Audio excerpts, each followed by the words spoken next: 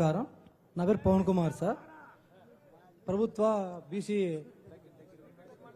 ప్రభుత్వ బీసీ పాఠశాల హాస్టల్లో సార్ విద్యార్థులకు సరైన సదుపాయాలు లేవు, నాణ్యమైన ఆహారం లేదు. ఫుడ్ పాయిజన్ వల్ల చాలా మంది విద్యార్థులు అనారోగ్యానికి గురై హాస్పిటల్ పాలవుతున్నారు. హాస్పిటల్లో తల్లిదండ్రులు బిల్లులు కట్టలేక చాలా బాధపడుతున్నారు సార్.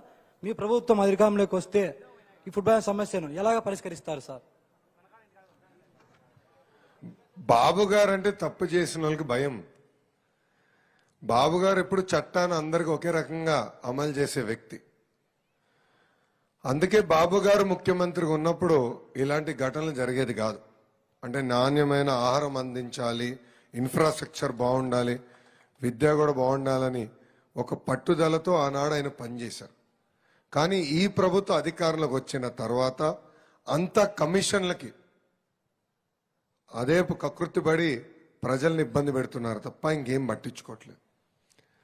అసలు ఆనాడు గుడ్డు పెట్టాలని ప్రవేశపెట్టిందే తెలుగుదేశం ప్రభుత్వం. మంచి క్వాలిటీ ఉండాలి, ఇంత స్టాండర్డ్ మెయింటైన్ చేయాలని చేశాం.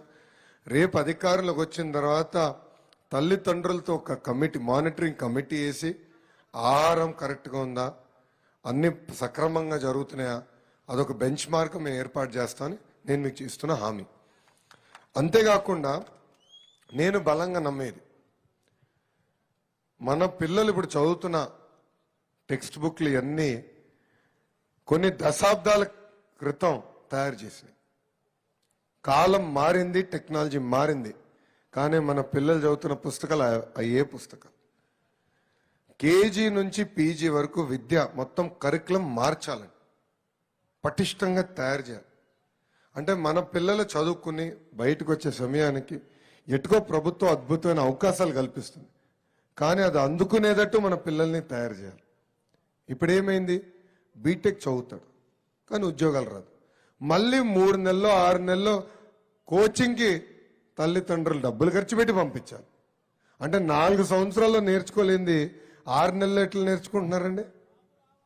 అంటే మన చేతగాంతనం తప్ప ఇంకేది కాదు.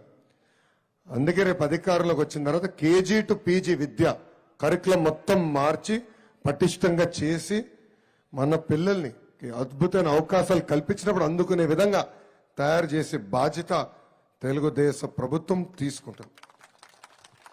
విద్యలో ప్రైవేట్ ప్రభుత్వం 2 కలిసి వెళ్తేనే చాలా సమగ్రంగా పటిష్టంగా మనం ముందరికి వెళ్ళగలుగుతాం. దానికి మన కరికులంని బలోపేతం చేసే విధంగా మేము పనిచేస్తాం. Thank you.